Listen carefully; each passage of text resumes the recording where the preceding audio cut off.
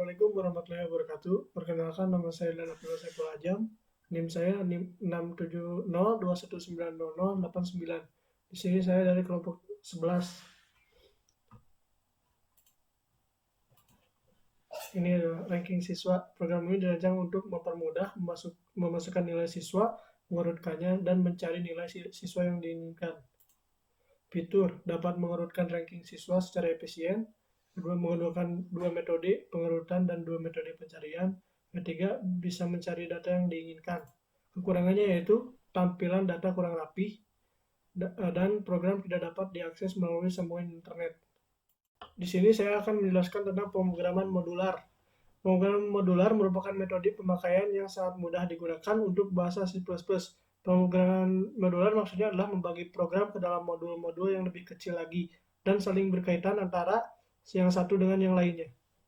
Dan di sini saya akan memberitahukan keuntungan dari kegunaan modular. Yang pertama, untuk mengurangi pengulangan penulisan program yang sama. Yang kedua, agar program menjadi lebih terstruktur sehingga mudah dipahami dan lebih mudah untuk dikembangkan.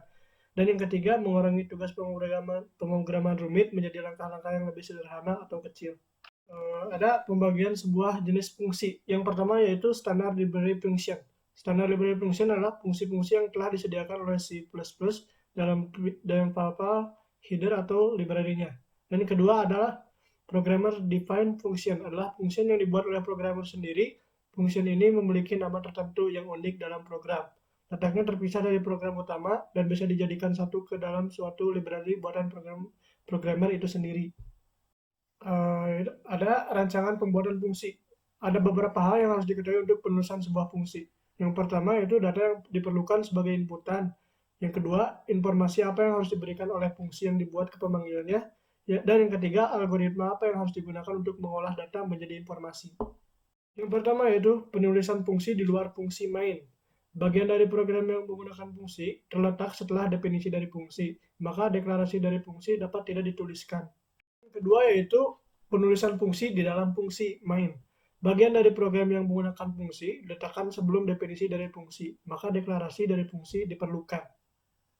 Dan ada juga fungsi void. Fungsi void yang sering disebut juga prosedur disebut void karena fungsi tersebut tidak mengalihkan suatu nilai keluaran yang didapat dari hasil proses fungsi tersebut. Ciri-cirinya yaitu tidak adanya keyword return, tidak adanya tipe data di dalam deklarasi fungsi, menggunakan keyword void.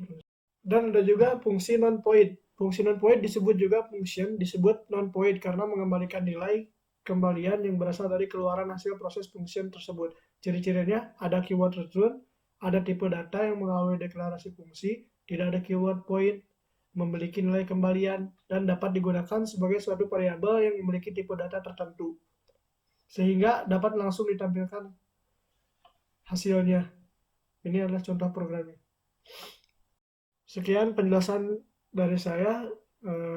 Terima kasih dan mohon maaf jika masih ada banyak salah kata karena di sini saya juga masih dalam tahap pembelajaran.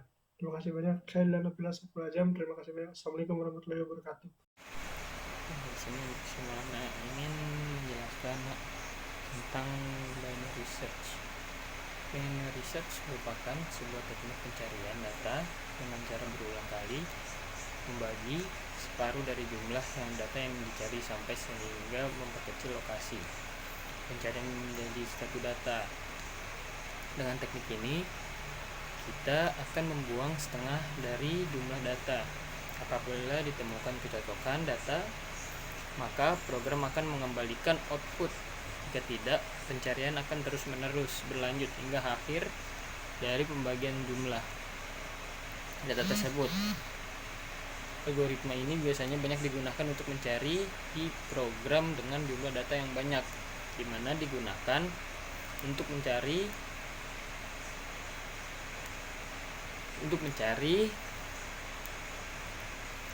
jumlah data, di mana kompleksitas dari algoritma ini adalah yang berada di dalam array harus diurutkan terlebih dahulu.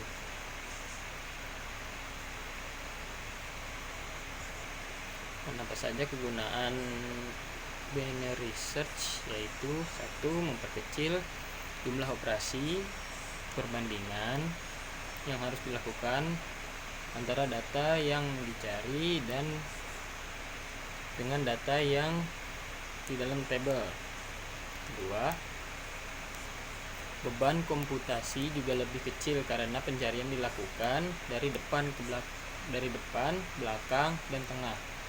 Ketiga, prinsip dasarnya adalah melakukan proses pembagian ruang pencarian secara berulang sampai data ditemukan.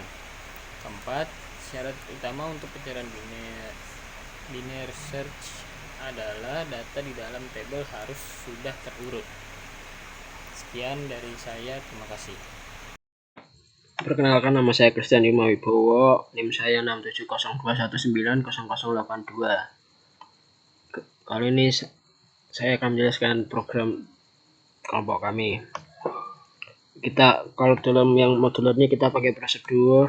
Ini contohnya prosedurnya.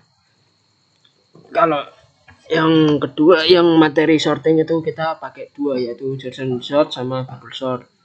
Kalau yang insert dan sort itu kayak misal, kasih contoh nih, misal kalau ada angka nih banyak, kita pengen nyari yang paling kecil. Contohnya paling kecil itu 1 ya, kira-kira seperti itu. 1 kita ngurutin